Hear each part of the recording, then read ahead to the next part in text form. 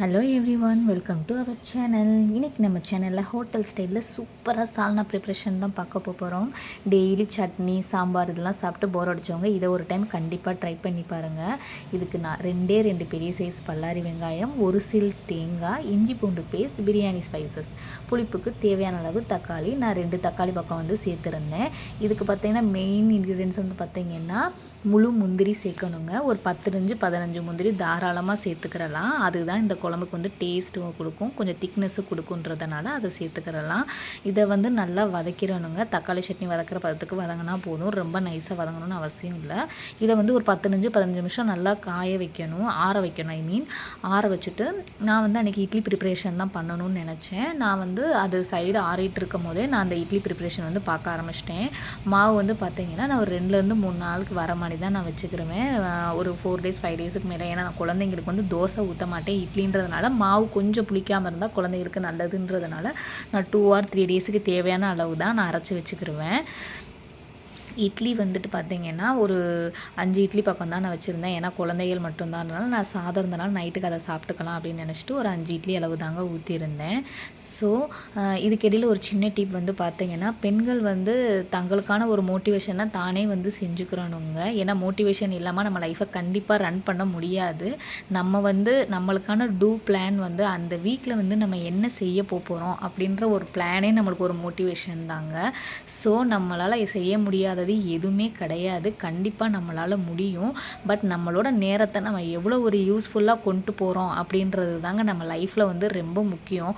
அதுக்காக வீட்டு வேலை செய்கிறோன்றதுனால அவங்கக்கிட்ட ஒரு எம்பவர் இல்லைன்னு அர்த்தம் கிடையாதுங்க. ஒரு சில பேர்லாம் வீடெல்லாம் பார்த்தீங்கன்னா ஒரு மஹால் ரேஞ்சுக்கு பயங்கரமாக வச்சுருப்பாங்க. அதுவே ஒரு டேலண்ட்டு தாங்க. வீட்டில் ஒரு தூசி கூட இல்லாமல் வச்சுருக்குறாங்கன்னா அப்போ அவங்க அந்த வேலையில் எவ்வளோ ஒரு ஈடுபாடோடு இருந்ததுனால அந்த வேலையை வந்து அவங்க சூப்பராக செஞ்சுருக்குறாங்க. ஸோ நம்ம ஒரு மோட்டிவேஷனோட நம்ம லைஃப்பை கொண்டு போனால் நம்ம லைஃப் வந்து சூப்பராக போகுங்க. உங்களோட பிளான் வந்து நீங்களே ஒரு 1 வீக்கான பிளான் வந்து எழுதி வச்சுக்கோங்க.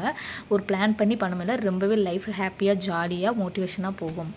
இதுக்கிடையில் பார்த்திங்கன்னா நம்ம ஆற வச்சுருந்தோம் இல்லைங்களா, அதை வந்து நல்லா ஒரு நைஸ் பேஸ்ட் பண்ணிக்கிறணும். கொஞ்சம் குறப்பாக இருந்தால் போதும், ரொம்ப வலுவலுன்னு அரைக்கணுன்ற அவசியம் கிடையாது. இதை கொஞ்சம் குறப்பாக அரைச்சிட்டு கொஞ்சம் தண்ணி சேர்த்து நல்லா வலுவலுன்னு அரைச்சாச்சு. இந்த அரைச்ச பேஸ்ட் வந்து பார்த்திங்கன்னா அடுத்து ஒன்றும் இல்லைங்க, நம்ம வந்து கடாயில் வந்து லேசாக ஒரு தாளிப்புக்காக நம்ம ப்ரிப்பரேஷன் பண்ணுவோம் இல்லைங்களா, அந்த மாதிரி தாளிப்புக்கான எண்ணெய் ஊற்றி கொஞ்சமாக கடுகு, கருவேப்பிலை, நீங்கள் வந்து புதினா தழை இருந்தாலும் சரி இதெல்லாம் வந்து ஆட் பண்ணிக்கோங்க. நான் வந்து இன்றைக்கி ப்ளைன் சால்னா தான் பண்ணியிருந்தேன். இதுவே நீங்கள் முட்டை இந்த மாதிரிலாம் நீங்கள் ஆட் பண்ணணும்னு நினச்சிங்கன்னா இதில் வந்து கடுகோடு சேர்த்து ஒரு பல்லாரி வெங்காயம் நறுக்கி போட்டு முட்டைனா வேக வச்சு எடுத்து போட்டுக்கலாம். காளான் வந்து லைஸாக எண்ணெயில் ஃப்ரை பண்ணிவிட்டு நீங்கள் போட்டுக்கலாம். பன்னீர் வந்து குழம்பு வெந்துட்டு இருக்கும் போதே நம்ம பன்னீர் வந்து மேலே போட்டுக்கிறலாம்.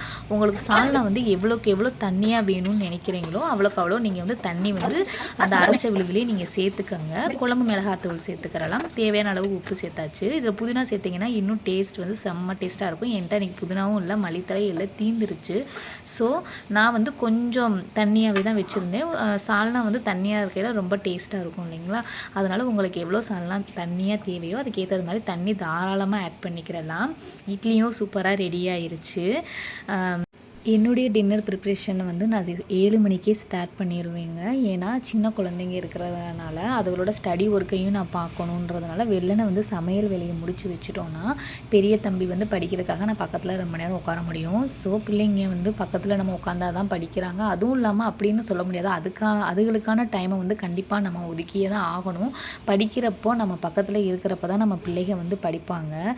ஸோ நீங்கள் உங்களோட டின்னர் ப்ரிப்ரேஷனையும் ஒரு 7 மணி போலேயே நீங்கள் ஸ்டார்ட் பண்ணிடுங்க. அப்போ தான் அதுகளோட ரொட்டீன் டைம் 7 மணிக்கு நம்ம ஸ்டார்ட் பண்ணால் தான் நம்ம இங்கிட்டுன்னு பார்க்கல ஒரு 8:30க்கெல்லாம் சாப்பாடுலாம் சாப்பிட்ற வேலையெல்லாம் முடிச்சுட்டு அதுகளை வேகமாக வந்து தூங்குறதுக்குன்னு நம்ம ரெடி பண்ண முடியும். ஸோ கடைசியாக ரெடி ஆயிடுச்சுங்க. சால்னா ரொம்ப சூப்பராக இருந்துச்சு. நான் காரம் கம்மியாக தான் சேர்த்துருந்தேன். தேங்க்ஸ் ஃபார் வாட்சிங்.